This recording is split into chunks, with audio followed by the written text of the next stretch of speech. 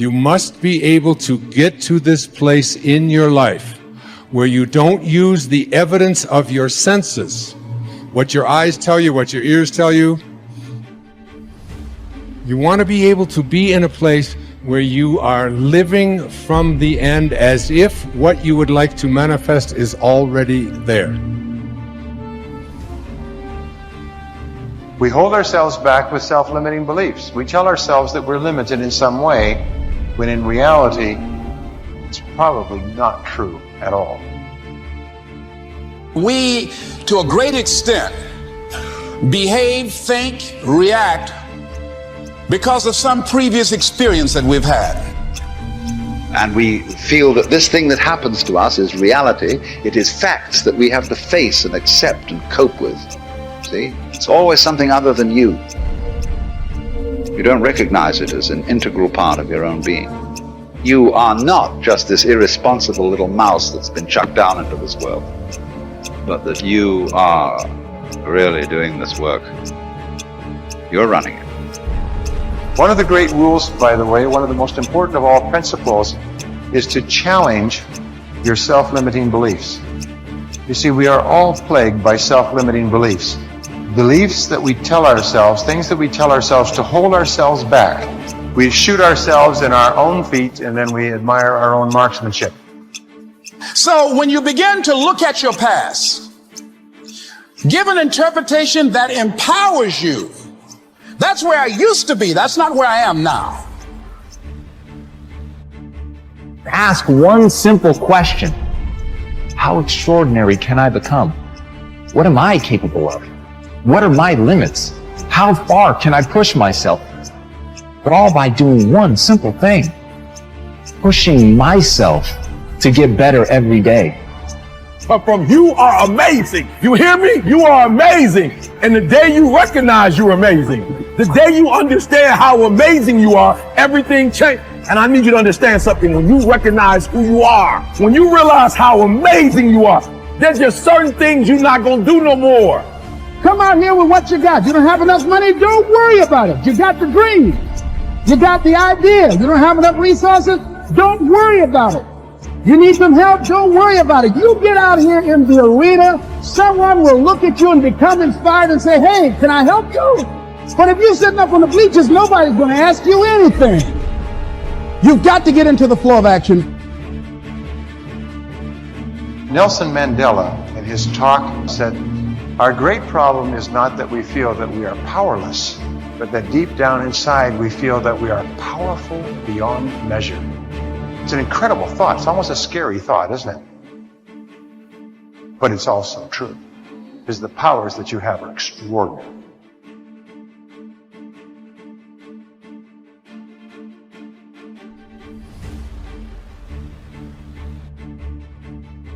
Perception can rewrite the genetic code. When you're under stress, you will rewrite your genes. It's built into every one of your cells. You have genetic engineering genes.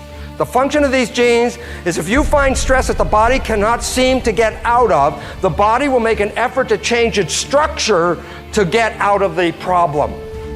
And of course, the issue is this. What if your perception wasn't real? And you change your genes? Now you're in deep doo-doo. And we now find a very important fact. 95% of cancer has no genetic linkage. 95% of cancer is a response of the individual cells to their experiencing life. And if you change your experiences, you can change the presence of that cancer. You think 60 to 70,000 thoughts in one day. Out of those 60 to 70,000 thoughts that you think in one day, 90% of those thoughts are the same thoughts as the day before. So if you believe that your thoughts somehow are connected to your life, then the same thoughts always lead to the same choices. The same choices always lead to the same behaviors. The same behaviors create the same experiences, and the same experiences produce the same emotions. And those very same emotions drive the very same thoughts. and your biology, your neurocircuitry, your neurochemistry, your neurohormones, and even your genetic expression is equal to how you think, how you act, and how you feel. And how you think, how you act, and how you feel is called your personality. And your personality creates your personal reality. That's it. So then, if you wanted to create a new personal reality, a new life, then you would have to start thinking about what you've been thinking about and change it. You would have to become aware of your unconscious thoughts and observe them. You would have to pay attention to your automatic habits and behaviors and modify them.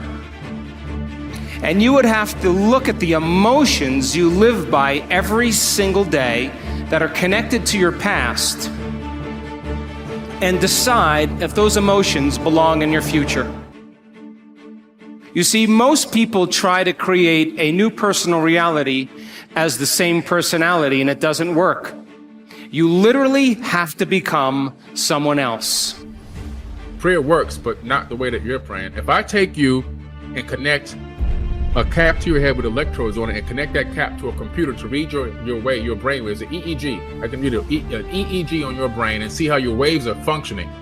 I can tell you if you're in a low frequency state or a high frequency state based off of your brain waves.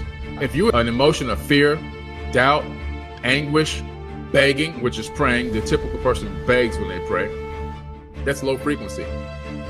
Now, if I take you with that same exact technology and connect it to a computer and to read your brain waves, and I have you in a position of upright power, understanding, commanding, unconditional love, happiness, now it's going to be high frequency waves going to the computer. The universe reads waves low frequency and high frequency. It knows low and high, and guess what? It's going to give you back whatever you give it. You're running around here begging and pleading and hoping and wishing and scrapping around, you're going to get the same kind of garbage back in your life. Until you stand up and draw a line in the sand and command your existence, command your potential, command who you are, command your outcomes to happen, you're going to be suffering. The reason why I command my realities is because I know the power is inside of me. So I command myself. I don't get on an airplane and pray to arrive at my destination safely. I command I arrive at my destination safely. I command it. Why? Because the same power of the Creator is inside of my body. I don't, please help me make sure I get there right on time and I arrive safely. No, that's a slave's mentality. I'm not a slave. I got the power of the Creator flowing through every atom in my body. So that I have a fractal of that power in me. I'm going to command things with confidence. My prayer is, I command it. That's it. I'm done. That's the whole prayer. That's the whole prayer. There's nothing else for me to say. There's nothing else to say. Command it. Walk in your true power. Another major assumption is that we're equivalent to genetic automatons. We have genes, they control us, we don't control the genes, and therefore we're sort of like victims of our heredity. You got cancer running in your family, you say, oh my goodness, I'm going to get the cancer, I got the genes, or Alzheimer's, or diabetes, whatever. This is completely false, because it turns out genes control nothing. It's really the environment that is controlling the genes, and more importantly, our perception of the environment. How we see the world, what we think about the world is adjusting our genetics. So we find out disease, 1% of disease is connected to genetics. 90% or more of disease is connected to how we live in the world, because how we live in the world is altering or affecting our genetic activity. So what we know and what we believe is changing our reality constantly. Right, because the new science is called epigenetics. And what it means is this: our beliefs and how we see the world, we change our genetics. So rather than being victims, which we have believed all the way up to now, we are the masters. We change our genetics just by how we respond to the world. So we can change our responses, which means then we can change our genetics. So we're not victims. And one of the most personally exciting things that happened to my life was to recognize that I was not a victim of my genes or a victim of my society, that I actually am a creator of my life. And once understanding that nature and expressing that creativity, I profoundly changed my life from being a victim to being a master of my creation. And today, I have such a wonderful life that it actually has no comparison to the first 40 years of my life where I lived under the programming that I received as a child. Today, I've created such a joyous, wonderful life that I look forward every day to waking up to have another day on this beautiful planet.